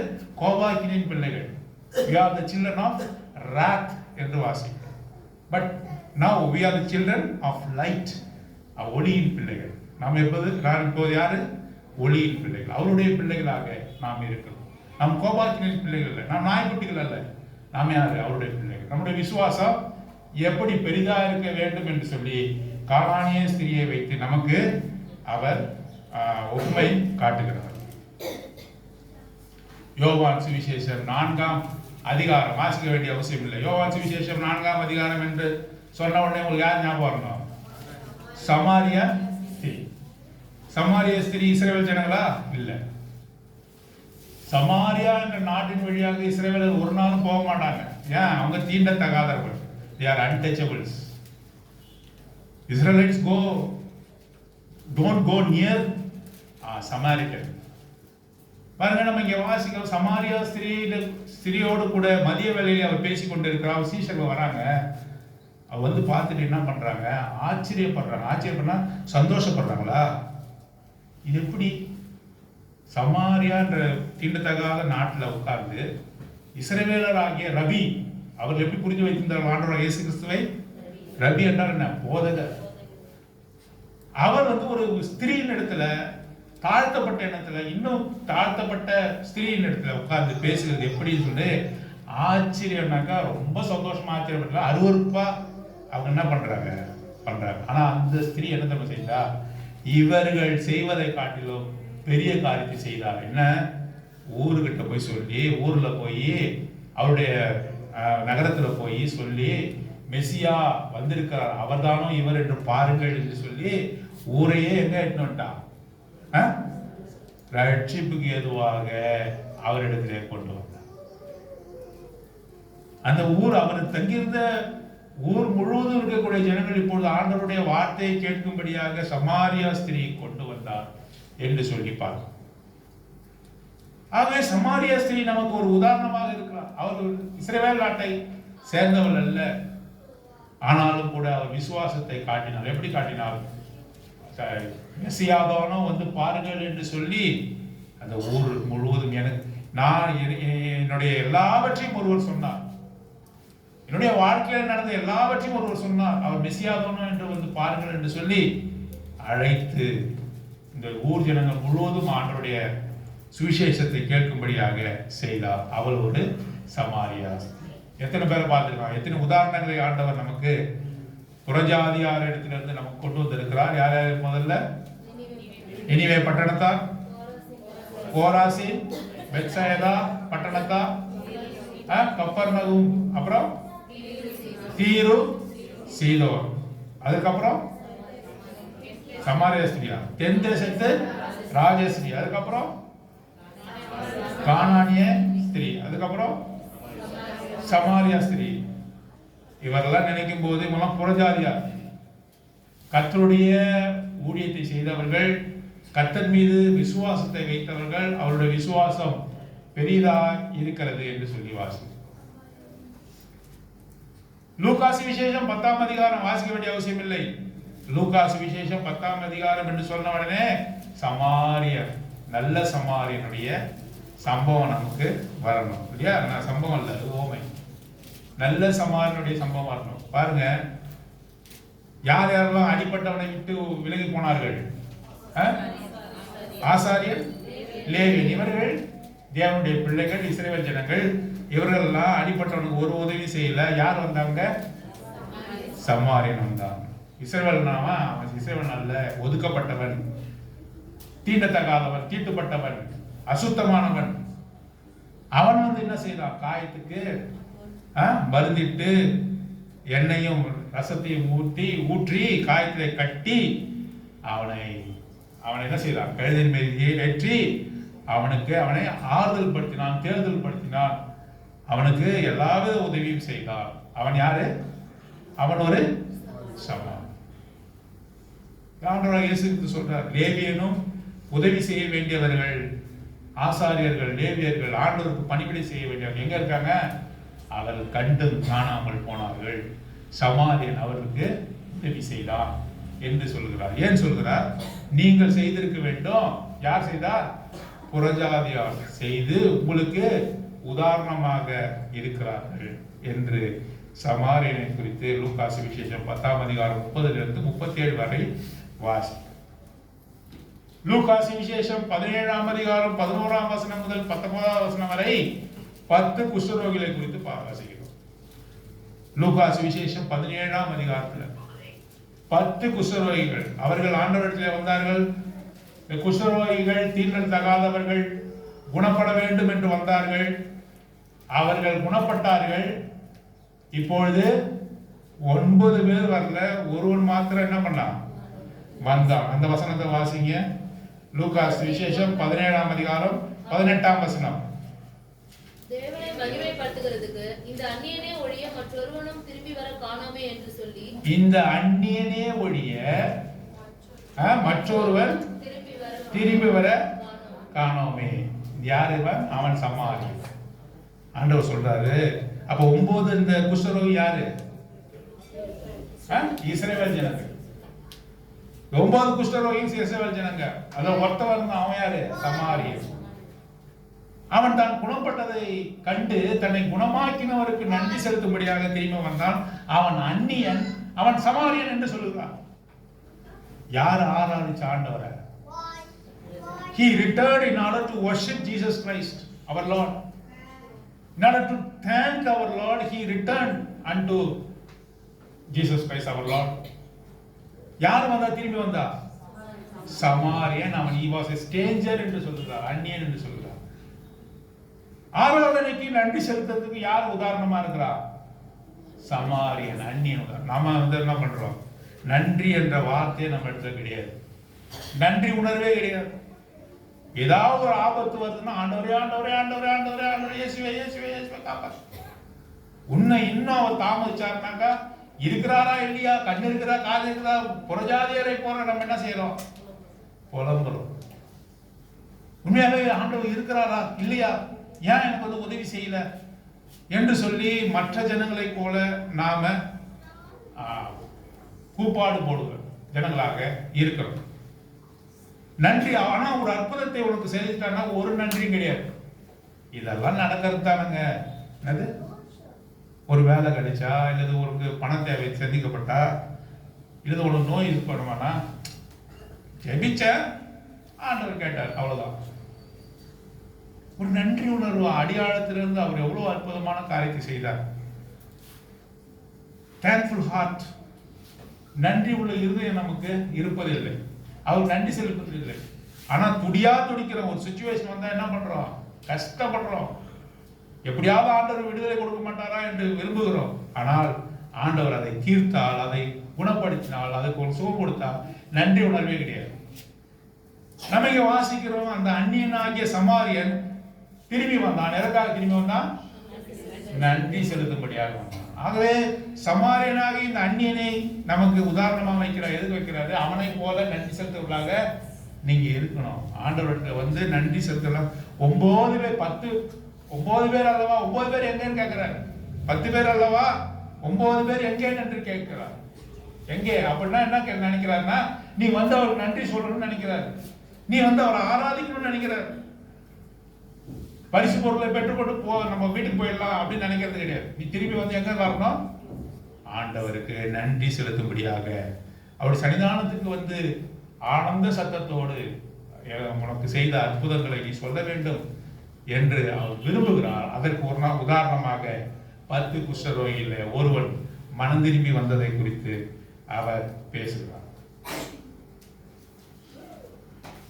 மத்தேயு சுவிசேஷம் 8ஆம் அதிகாரத்தை 100க்கு அதிபதியை நாம் பார்க்கிறோம் இல்லையா? 100க்கு அதிபதியை பார்க்கிறோம். 8ஆம் அதிகாரம் 13ஆம் வசனம் வாசிங்க. இயேசு 100க்கு அதிபதியை நோக்கி நீ போகலாம், நீ விசுவாசித்தபடியே உனக்கு ஆக கடவுது என்றார். அந்த நாளிகையிலே அவன் வேலைக்காரன் சொஸ்தமானான். பாருங்க, இவனை போல இவனிட்ட இருக்கிற விசுவாசத்தை போல இஸ்ரவேல் இடத்துல காணவில்லை என்ற அந்த வசனத்தை அங்க இருக்கிறத வாசிங்க. ஆச்சரியப்பட்டு எந்த வசனம் வசனம் சொல்லுங்க. 10ஆம் வசனம். இஸ்ரவேலுக்குள்ளே இப்பேற்பட்ட விசுவாசத்தை தம்மை பின்தொடர்ந்து வருவதை பார்த்து சொல்றாரு. யார உதாரணமா வைக்கிறாருங்க? 100க்கு அதிபதி யாரு? இஸ்ரவேல் ஜனங்களாமா? ரோம பேரரசனுடைய ஒரு ரெப்ரசன்டேட்டிவ். 100 போர் சேவர்களுக்கு அதிபதி அவன் யாரு? ரோமன் நாட்டினுடைய பிரஜை. அவன் இஸ்ரவேல் அல்ல. அவனுடைய விசுவாசத்தை பார்த்து சொல்றாரு, நான் இஸ்ரவேல் ஜனங்களுக்குள்ளே இப்பேற்பட்ட விசுவாசத்தை நான் காணவில்லை என்று சொல்லி புறஜாதியானரை உதாரணமாக வைக்கிறதை நாம பார்க்கிறோம். சரி, பழைய ஏற்பாட்டிலிருந்து ஒரு சிலரை பார்க்கலாம். ரூத்தை பார்க்கிறோம். ரூத் யாரு? மோவாபே. ஆனாலும் கூட உன்னுடைய தேவனே என்னுடைய தேவன் என்று சொல்லி ஆண்டவரை ஏற்றுக்கொண்டதை நாம் பார்க்கிறோம் இல்லையா? ஆகவேதான் மத்தேயு சுவிசேஷம் 1ஆம் அதிகாரம் 5ஆம் வசனத்துல ஆண்டவருடைய ஜீனியாலஜியில பார்க்கும்போது, ஆண்டவராக இயேசு கிறிஸ்துவினுடைய ஜீனியாலஜியில நாம பார்க்கும்போது, வம்சவரலாறுல பார்க்கும்போது யாருடைய பேர் இருக்கு? மோவாபு ஸ்திரியாகிய ரூத்தினுடைய பேரு இருக்கிறது. நாகமான் யாரு? குஷ்டரோகம்லாம் வருமானம் இல்ல. சீரிய நாட்டினுடைய படைத்தலைவன். அவனுக்கு என்ன பிடிக்கப்பட்டிருந்தது? அது எங்க வாசிக்கிறோம்? ராஜாக்கள் 4ஆகமம் சொல்லுங்க. 2 ராஜாக்கள் 5ஆம் அதிகாரம். 2 ராஜாக்கள் 5ஆம் அதிகாரம். அவனுக்கு குஷ்டரோகம் வந்தது. பாருங்க, அவன் எந்த நாட்டை சேர்ந்தவன்? அவன் சீரிய நாட்டை சேர்ந்தவன். அவனை குறித்து ஆண்டவராகிய இயேசு கிறிஸ்து ஒரு காரியத்தை சொல்லி இருக்கிறார். பார்க்கலாமா? லூக்கா சுவிசேஷம் 4ஆம் அதிகாரம் 27ஆம் வசனம். லூக் காஸ்பல் சாப்டர் 4 verse 27 வாசிங்க. அல்லாமலும் எலிசா தீர்க்கதரிசியின் காலத்திலே இஸ்ரவேலருக்குள்ளே அநேகம் குஷ்டரோகிகள் இருந்தார்கள். இஸ்ரவேலருக்குள்ளே எப்படி யார் இருந்தாங்க?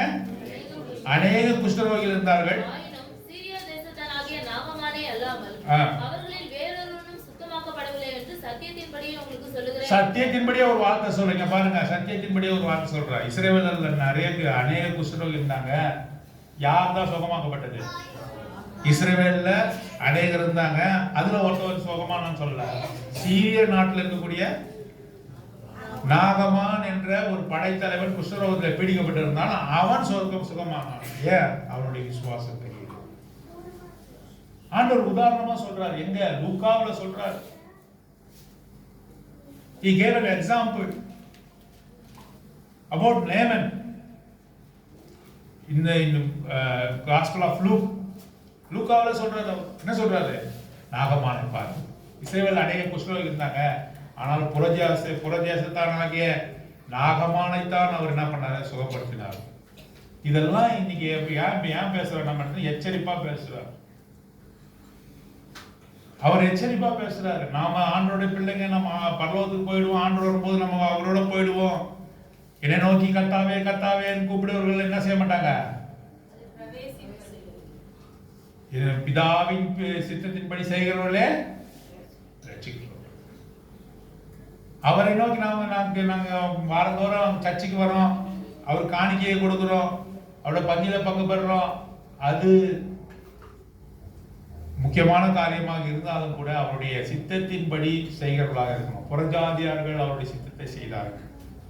அநேக குஷ்டரோகிகள் இஸ்ரவேல் தேசத்தில் இருந்தாலும் சீரிய தேசத்தில் இருக்கக்கூடிய நாகமானுக்கு தான் அங்கே சுகத்தை அவர் கொடுத்தார் என்று சொல்லியிருக்கார். ரொம்ப ஜாக்கிரதையான வார்த்தை.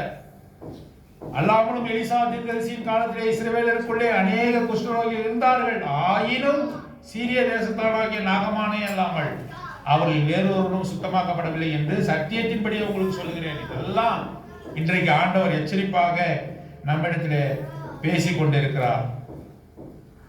யாக்கோபின் நிருபம் 2ஆம் அதிகாரம் 25ஆம் வசனம் முடிச்சிடலாம். யாக்கோபின் நிருபம் 2ஆம் அதிகாரம் 25வது வசனம் வாசி. ராகாப் என்னும் வேசியும் தூதர்களை ஏற்றுக்கொண்டு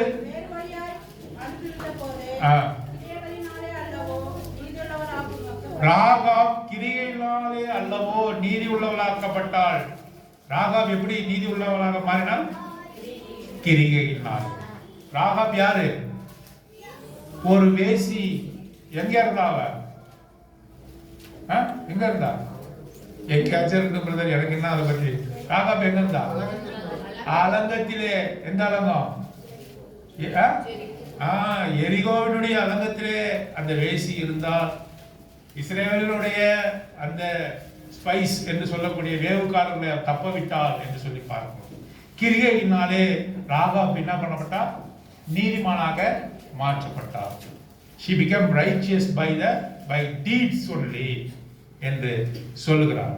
எபிரேயர் 11ஆம் அதிகாரம் 31ஆம் வசனம். Hebrews chapter 11 verse 31. Hebrews விசுவாசத்தினாலே ராகாப் என்னும் வேசி வேவுக்காரரை சமாதானத்தோட ஏற்றுக்கொண்டு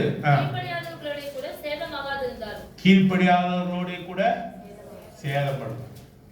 எரிகோ பட்டணம் முழுவதும் நிர்மூலமானது, தீக்கிரையானது. ஆனாலும் கூட அவர்களோடு கூட இவளும் தீக்கிரை ஆயிருக்க வேண்டும், அழிந்திருக்க வேண்டும். விசுவாசத்தினாலே அவர் என்ன செய்யப்பட்டார்?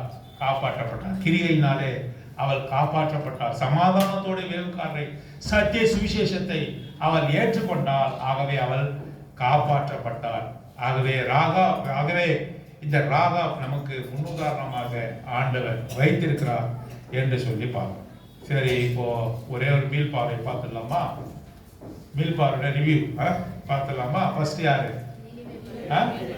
நினிவே பட்டணம் தான் என்ன பண்ண போறாங்க? நம்ம வச்சு சுத்தி பார்த்துட்டு இருப்பாங்க. என்ன பண்ண போறாங்க? நம்ம பார்த்து என்ன சொல்ல போறாங்க? they are going to accuse us. அப்புறம் கோராசின், பெத்சாயிதா. இது எந்த பட்டணம்? கலிலேயா டிஸ்ட்ரிக்ட்ல இருந்த இஸ்ரேல் நாட்டினுடைய பட்டணங்கள். அவங்க எச்சரிப்பா கொடுக்கிறாரு. எந்த பட்டணத்தை வைத்து எச்சரிப்பு கொடுக்கிறாரு? தீரு, சீதோன். இந்த பட்டணங்கள் லெபனானை சேர்ந்தது. உனக்கு சொன்ன சுவிசேஷத்தை தீருவுக்கும் சீதோனுக்கும் நான் சொல்லியிருந்தாக்க அவர்கள் என்ன பண்ணிருப்பாங்க? அப்பொழுதே அவர்களுக்கு ரட்சிக்கப்பட்டிருப்பார்கள். உனக்கு வர ஆக்கினி தீர்ப்பு எப்படி இருக்கும்? லகுவா இருக்குமா? பெரிதா இருக்கும். தீருக்கும் சீதோனுக்கும் எப்படிப்பட்ட ஆக்கின தீர்ப்பு இருக்கும்? குறைவா இருக்கும். ஏன்? உனக்கு அதிகமாக சொல்லப்பட்டு இருக்கிறது என்று சொன்னா. அதுக்கு அடுத்த பட்டணம் என்ன? கப்பர்நகூமுக்கு எதுக்கு உதாரணமா சொல்றாரு? எந்த பட்டணத்துக்கு உதாரணமா சொல்றாரு? சோதம் குமாரா. சோதம் குமாரா அக்கினினாலே அழிக்கப்பட்டது. கப்பர்நகூமே, உனக்கு சொல்லப்பட்ட வசனங்கள், உனக்கு சொல்லப்பட்ட அற்புதங்களை நான் சோதம் குமாராவுக்கு சொல்லியிருந்தா அவங்க என்ன பண்ணிருப்பாங்க? மனம் திரும்பி இருப்பாங்க. இவங்க எல்லாம் போய் உன்னை வந்து குற்றம் சாட்ட போறாங்க என்று சொல்லுது. அதுக்கடுத்து யார் வரா? ராஜஸ்ரீ அவரா? அவர் என்ன பண்ண போறா? சாலமோனுடைய ஞானத்தை விரும்பினால் சாலமோனை காட்டிலும் பெரியவர் இங்கே இருக்கிறார். ஆகவே அவருடைய ஞானத்தை நாம் என்ன பண்ணல? ஏற்றுக்கொள்ளாமல் இருக்கிறோம். ஆகவே கடைசி நாளிலே தென்தேசத்து ராஜஸ்ரீ எழுந்திருச்சு என்ன சொல்ல போறா? உன்னை குற்றம் சமத்த போறா. அதுக்கடுத்து யார் வரா? கானானிய ஸ்திரீ. அவர் என்ன? அவருடைய விசுவாசம் பெரியது. அவருடைய விசுவாசம் பெரியது என்று சொல்லுகிறார். அதுக்கடுத்து யாரு? சமாரிய ஸ்திரீகளை குறித்து பார்க்கும்போது நம்ம என்ன பார்த்தோம்? அவள் ஊரையே போய் என்ன பண்ணா? ஆண்டவருக்கு நேராக திருப்பினார் என்று சொல்லி சமாரியா ஸ்திரீ புரதேசத்தாருடைய ஒரு மகள். அவர் என்ன பண்ணா? நமக்கு ஒரு சாட்சியா இருக்கு. அப்புறம் யார் இருக்கா? நல்ல சமாரியன். நல்ல சமாரியன் லேவியும் ஆசாரியரும் என்ன பண்ணாங்க? அவங்க உதவி செய்யாமல் போனார்கள். இவன் என்னது? இந்த சமாரியன் உதவி செய்யறார். அதுக்கடுத்து யார் வரா? 10 குஷ்டரோகிகள். 10 குஷ்டரோகிகள் சுஸ்தமாக்கப்பட்டார்கள், சுகம் பெற்றார்கள். அதுல 9 பேர் எங்க போனாங்க? ஒருவன் மாத்திரம் திருப்பி வந்தாங்க. அவன் யாரு? அந்நியனும் சமாரியனுமாய் இருந்தான் என்று சொல்லப்பட்டிருக்கிறது. அவன் வந்து என்ன செய்தான்? ஆண்டவருக்கு நன்றி சொல்றான். நம்ம ஆண்டவருக்கு நன்றி சொல்றோமான்னு பார்க்கணும். ஆண்டவருக்கு சுவிசேஷத்தை சொல்றோமான்னு பார்க்கணும். உன்னுடைய விசுவாசம் பெரிதா இருக்கிறா பார்க்கிறார். இதெல்லாம் குற்றங்களாக குறைகளாக உன்னிடத்தில் அவர் பேசிக் கொண்டிருக்கிறார். உன்னுடைய ஆராதனை அவருக்கு ஏற்ற ஆராதனையாக இல்லை. உன்னுடைய நன்றி செலுத்துதல் அவருக்கு ஏற்றதாக இல்லை. உன்னுடைய விசுவாசம் அவருக்கு ஏற்றதாக இல்லை என்று சொல்லி எச்சரிக்கிற உன்னுடைய வாழ்க்கையினுடைய முறைகள் அவருக்கு ஏற்றதாக இல்லை என்று சொல்லி அவர் எச்சரித்துக் கொண்டே அவர் இருக்கிறார் என்று சொல்லி பார்க்கணும். அதுக்கடுத்து யார் பார்த்தோம்? 100க்கு அதிபதி. அவனை குறித்து ஆண்டவர் என்ன சொல்றாரு? இஸ்ரவேலிலே சொல்ல மாட்டீங்களே, இஸ்ரவேலிலே இவனிடத்தில் இருக்க விசுவாசத்தை பார்க்கலாம், உங்களிடத்திலே நான் அதை காணவில்லை என்று சொல்றாரு. ரூத்தை நாம பார்க்கிறோம். ரூத்து மோவாபிய ஸ்திரியா இருந்தாலும் இஸ்ரவேலையும் அவருடைய அந்த தேவனையும் அவர் ஏற்றுக்கொண்டதை பார்ப்போம். நாகமானை குறித்து ஆண்டவர் என்ன சாட்சி சொல்றாரு? இஸ்ரவேலிலே அநேக குஷ்டரோகிகள் இருந்தார்கள், ஆனாலும் சீரிய தேசத்தாகிய நாகமான் தான் என்ன பண்ண மாட்டான்? சுத்தமான எச்சரிப்பு எச்சரிப்பு எச்சரிப்பு. நான் ஆண்டோட பிள்ளைன்னு நீங்க வந்து சுகமாகாம போயிடாதீங்க. பாவத்திலிருந்து சுகமாகாமல் போய்விடாதீர்கள். நாகமான் சுகமாக்கப்பட்டான். அவன் இந்த நாட்டினுடைய பிரஜை அல்ல என்று சொன்னான். ராகாபை குறித்து பார்க்கும்போது அவள் வேசியாக இருந்தால், அரங்கத்தின் மேல் இருந்தால், அவள் புறதேசத்தால், ஆனாலும் கூட கிரியினாலே என்ன பண்ணப்பட்டாள்? ரட்சிக்கப்பட்டாள். சமாதானத்தோடு கூட வேத வசனத்தை ஏற்றுக்கொண்டாள், கீழ்ப்படிந்தாள். ஆகவே அவள் என்ன பண்ணப்பட்டாள்? அவர்களோடு கூட சேதமாகாமல், எபிரேயர் 11ஆம் அதிகாரம் 13ஆம் வசனம் என்ன சொல்கிறது? அவர்களோடு கூட 31ஆம் வசனம் என்ன சொல்கிறது? அவர்களோடு கூட அவள் சேதமாகாமல் தப்புவிக்கப்பட்டாள் என்று சொல்லப்படுது. கடைசியா ஒரு ஆள், இதெல்லாம் நீங்க கேள்விப்பட்டிருப்பீங்க. ஆனாலும் கேள்விப்படாத ஒரு ஆளை குறித்து, புறதேசத்தான இவனை குறித்து பார்த்துட்டு நம்ம 5 நிமிடத்துல முடிச்சிடலாம். இங்க எல்லாம் கவனமா பாருங்க. உங்களுக்கு பசி எடுக்குதுன்னு எனக்கு தெரியுது. ஆனாலும் கூட இந்த ஒரு மனுஷனை பார்த்துட்டு நாம முடிக்க போறோம். 35ஆம் அதிகாரம், எரேமியா 35வது அதிகாரம். 35ஆம் அதிகாரம் எல்லாம் எடுத்துட்டீங்களா? Jeremiah chapter 35. நான் ஆங்கிலத்தில் வாசிக்க சொன்னா வாசிக்கணும். எல்லாரும் வேதத்தை பார்க்கணும். என்ன பார்க்கக்கூடாது? வேதத்தை பார்க்கணும். நான் சொல்ற வசனத்தை மாத்திரம் அங்க நம்ம வாசிக்கணும். பாருங்க, 2ஆம் வசனம். நீ ரேகாபியருடைய வீட்டிற்கு போய் அவர்களோட பேசி அவளை கர்த்தருடைய ஆலயத்தில் அறைகளில் ஒன்றில் அழைத்து வந்து அவர்களுக்கு திராட்சை ரசம் குடிக்க கொடு என்று அவர் சொல்லுகிறார். 5ஆம் வசனம், 35ஆம் அதிகாரம் 5ஆம் வசனம். Jeremiah chapter 35 verse 5. திராட்சை ரசத்தினால் நிரப்பப்பட்ட குடங்களையும் கிண்ணங்களையும் ரேகாபியருடைய குடும்பத்தை சேர்ந்த புத்திரின் முன்னே வை, அவர்களை நோக்கி திராட்சை ரசம் குடியுங்கள் என்றேன் என்று 5ஆம் வசனத்துல வாசிக்கிறோம். 6ஆம் வசனம். அதற்கு அவர்கள், நாங்கள் திராட்சை ரசம் குடிக்கிறதில்லை, ஏனென்றால் ரேகாபின் குமாரனாகிய எங்களுடைய தகப்பன் யோனதா நீங்கள் பரதேசிகளாய் தங்குகிற தேசத்தில் நீடித்திருக்கும்படி நீங்களும் உங்கள் பிள்ளைகளும் என்றென்றைக்கும் திராட்சை ரசம் குடியாமலும், வீட்டை கட்டாமலும், விதைக்காமலும், திராட்சை தோட்டத்தை நாட்டாமலும், அதை கையாளாமலும் உங்களுடைய எல்லா நாட்களிலும் கூடாரங்களிலே குடியிருப்பீர்களாக என்று எங்களுக்கு கட்டளையிட்டார். 8ஆம் வசனம். அப்படியே எங்களுடைய எல்லா நாட்களிலும் நாங்களும் எங்கள் ஸ்திரீகளும் எங்கள் குமாரரும் எங்கள் குமாரத்திகளும் திராட்சை ரசம் குடியாமல் என்று சொல்லி வாசிக்கிறோம். ரேகாபியருடைய வம்சத்தை குறித்து வாசிக்கிறோம். The tribe of Rechab. யோனதாப் என்ற ஒரு மனுஷன் இருந்திருக்கிறான். யோனதாப் என்ற ஒரு மனுஷன் இங்கே இருந்திருக்கிறான். ரேகாபுடைய குமாரர்கள் என்று சொல்லி வாசிக்கிறோம். கவனிங்க, இப்ப கவனிங்க, என்ன பாருங்க. இந்த ரேகாபுடைய குமாரனாக யோனதாபை குறித்து வாசிக்கிறோம். இவன் யார்? இந்த யோனதாப் யார்? இந்த ரேகாபியர் யார் என்று சொன்னா, உங்களுடைய ரெஃபரன்ஸுக்காக நான் சொல்றேன், இவர்கள் இஸ்ரவேலுடைய ஜனங்கள் இல்லை. ஆபிரகாமினுடைய குமாரனாகிய ஈசாக்கின் வழியாக வந்தவர்கள் தான் யாரு? இஸ்மவேலரா? இஸ்ரவேல். ஆகார் வழியா வந்தவர்கள் இஸ்மவேலர்கள். ஆபிரகாமுடைய குமாரனாகிய ஈசாக்கு வழியாக வந்தவர்கள் இஸ்ரவேல் ஜனங்கள். ஆபிரகாமுக்கு இன்னொரு மனைவி இருந்தாங்க. அவங்க பேர் யாருக்கு தெரியுமா? கேத்தூரா. இதை எங்க வாசிக்கிறோம்னாக்கா ஆதியாகமம் புத்தகம் வாசிக்க வேண்டிய அவசியம் இல்லை, வீட்டுல போய் வாசிங்க. 25ஆம் அதிகாரம் 2வது வசனத்துல நம்ம வாசிக்கும் போது கேத்துரால் என்ற ஒரு பெண்ணை வந்து அவர் திருமணம் செய்யறார். ஆகா, சாரா, கேத்துரா. இந்த கேத்துராலுடைய ஒரு குமாரன் தான் மீதியானியர்கள் என்று சொல்லி இங்கே நம்ம வாசிக்கிறோம். அநேக இடத்துல மீதியானியர்கள் என்று சொல்லி வாசிக்கிறோம். இந்த மீதியானியர்கள் யாருன்னு சொன்னாக்கா பாருங்க, இந்த ஆபிரகாமினுடைய மனைவியாகி கேத்துரால் மூலமாக வந்தவர்கள். இந்த மீதியானியர்கள் யார் என்று சொன்னாக்கா இவர்கள் வந்து ஆண்டோடைய பிள்ளைகள் ஈசாக்கு மூலமா வந்தவர் தான் அவருடைய சொத்தாக இருக்கிறார்கள். இவர்கள் எல்லாம் மற்ற ஜாதியெல்லாம் இருக்கிறாங்க, இஸ்ரவேல் நாட்டை சேர்ந்தவங்கல்ல. பாருங்க, இந்த நியாயாதிபதிகள் 1ஆம் அதிகாரம் 16வது வசனத்துல வாசிக்கும் போது மோசேயோட மாமனாகிய யாரு அவன் பேரு?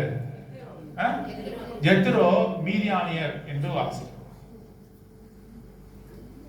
மோசே ஒரு பெண்ணை கல்யாணம் செய்யறான். அது யார்? அந்த பெண்ணு யாருன்னு சொன்னாக்கா இந்த மீதியான் வம்சத்துல வந்தவர்கள் என்று வாசிக்கிறோம்.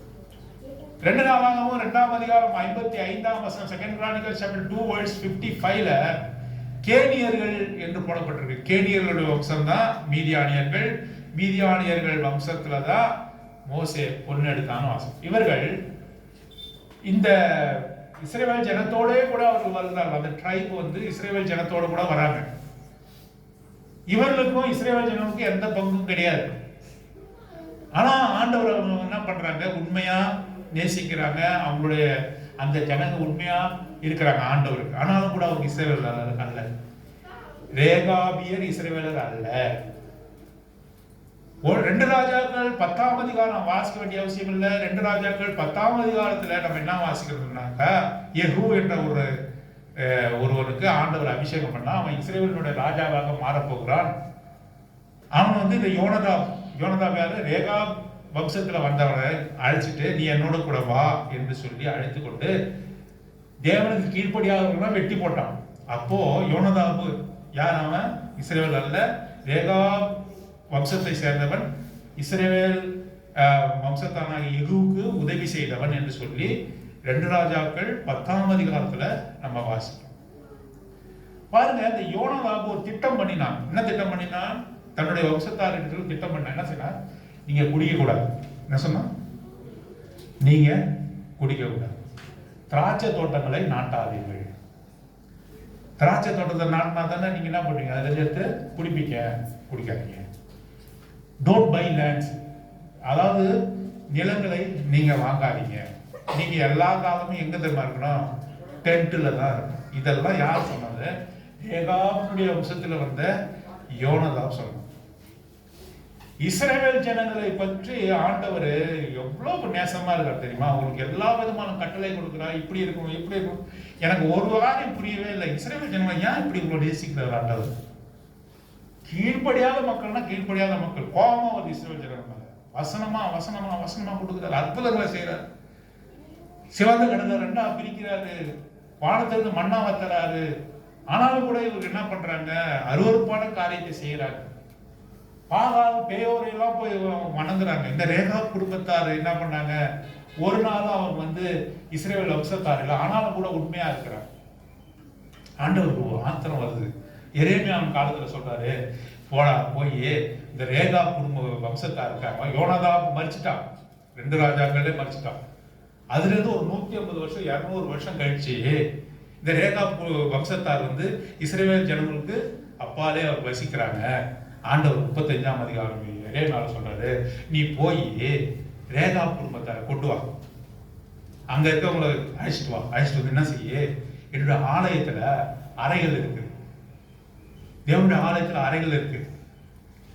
200 வருஷம் கழிச்சு அறைகள் இருக்கு. அந்த குடும்பத்தாரை அழைச்சிட்டு வந்து அவங்க முன்னாடி குடத்தை வை, சட்டியை வை, அது இல்லாத பாத்திரத்தை வை. அது ஃபுல்லா என்ன நடப்பு? தேவாலயத்தில் இருக்கக்கூடிய திராட்சரசத்தெல்லாம் எடுத்து அதில் ஊத்து, குடிங்கன்னு சொல்லு, குடிங்க அப்படின்னு சொல்லு.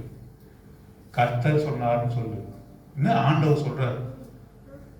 அப்போ அந்த ரேகாப் குடும்பத்தார் வம்சத்தார் யோனதாப் மரிச்சிட்டான், கட்டுப்பாடு பண்ணவன் மரிச்சிட்டான். 200 வருஷம் கழிச்சு நல்லா கவனிங்க, குடிங்கன்னு சொல்றாங்க. யார் சொல்றாங்க? இஸ்ரவேலருங்க. அப்போ அவங்க சொல்றாங்க, நாங்க உண்மையான தெய்வத்தை வணங்குறவங்க ஒரு நாளும் நாங்கள் தொட மாட்டோம், ஒரு நாளும் இந்த தீட்டை நாங்கள் செய்ய மாட்டோம். எங்களுக்கு கட்டளையிடப்பட்டிருக்கிறது, நாங்கள் திராட்சை தோட்டத்தை நாட்டுவதில்லை, நாங்கள் குடிப்பதில்லை, நாங்கள் இடங்களை வாங்குவதில்லை, நாங்கள் கூடாரவாசிகள், நாங்கள் இந்த உலகத்தை விட்டு போகக்கூடியவர்கள், இந்த உலகத்தோடு எங்களுக்கு எந்த விதமான நேசமும் இல்லை, நாங்கள் சாட்சியாக வாழக்கூடியவர்கள் என்று 200 வருஷம் கழிச்சு சொல்றாங்க. ஆண்டவர் சொல்றாரு, அவரை உதாரணம் காட்டி அவர்களுக்கு சொல்லுகிறார். 13ஆம் வசனம் வாசிக்கிறேன் பாருங்க. இஸ்ரவேலில் எரேமியா 35:13 இஸ்ரவேலின் தேவனாகிய சேனையின் கர்த்தர் உரைக்கிறது என்னவென்றால், நீ போய் யூதாவின் மனுஷரையும் எருசலேம் குடிகளையும் நோக்கி, நீங்கள் என் வார்த்தைகளை கேட்டு புத்தியை ஏற்றுக்கொள்கிறது இல்லையோ என்று கர்த்தர் சொல்லுகிறார். 14ஆம் வசனம், திராட்சரசம் குடியாதபடிக்கு ரேகாபின் குமாரனாகிய யோனதாப் புத்திரருக்கு கட்டளையிட்ட வார்த்தைகள் கை கொள்ளப்பட்டு வருகிறது. என்ன யோனதாப்பு சொன்னானோ அதை என்ன பண்றாங்க அந்த வம்சத்தாரு? கை மாறவே இல்லை. மாறாம மறுலாம கர்த்தருடைய வார்த்தையை அவர்கள் நடக்கிறார்கள். ஆண்டவரே சாட்சிக்கு சொல்றாரு. என்ன சொல்றாரு? கை கொள்ளப்பட்டு வருகிறது. அவர்கள் இந்நாள் மட்டும் அதை குடியாமல் தங்கள் தகப்பனுடைய கட்டளைக்கு கீழ்ப்படுகிறார்கள். ஆனாலும் நான் உங்களுக்கு ஏற்கனவே சொல்லிக் கொண்டே இருந்தும் எனக்கு என்ன பண்ணீங்க? எவ்வளவு மன அழுத்தத்துல இந்த வார்த்தையை சொல்லி பார்ப்பாங்க. நீங்கள் அந்நிய தேவர்களை சேவிக்கும்படி அவரை பின்பற்றாமல் அவனவன் தன் பொல்லாத வழியை விட்டு திரும்பி உங்கள் நடக்கையை சீர்திருத்துங்கள், அப்பொழுது உங்களுக்கும் உங்கள் பிதாக்களுக்கும் நான் கொடுக்கும் தேசத்திலே குடியிருப்பீர்கள் என்று சொல்லி தீர்க்கதரிசியாகிய என் ஊழியக்காரரையும் நான் உங்களிடத்தில் ஏற்கனவே அனுப்பி கொண்டிருந்தும் நீங்கள் உங்கள் செவியை சாயாமலும் எனக்கு கீழ்ப்படியாமலும் போனீர்கள். இப்பொழுதும் ரேகாபின் குமாரனாக யோனதாபின் புத்திரர் தங்கள் தகப்பன் தங்களுக்கு கட்டளையிட்ட கற்பனையை கை கொண்டிருக்கும் போது இந்த ஜனங்கள் எனக்கு கீழ்ப்படியாமல் போனபடினாலும் என்று அவர் சொல்லுகிறார். எனக்கு நான் சொல்றேன், நீங்க கேட்கல. ஏதோ ஒரு யோனதாபு அங்க வம்சத்துல வந்த ஒண்ணு கட்டுப்பாடு பண்ணிட்டு போனான். இப்படி நீங்க சாட்சியா இருங்க, உங்களுக்குள்ள மற்ற தெய்வம் வேண்டாம். அவன் இஸ்ரவேல் புத்திரர் இல்லை, அவ்வளவு கட்டுப்பாடா சொன்னான். ஆலயத்துல கொண்டு வந்து கர்த்தர் தான் சொல்றார், குடிடா நகரம் குடிக்காம நான் குடிக்க மாட்டேன்னு சொல்றான். எவ்வளோ சாட்சியா இருக்கிறார். நீங்களாம் எங்க இருக்கிறீங்க, உங்களோட நிலைமை என்ன என்று சொல்றார்.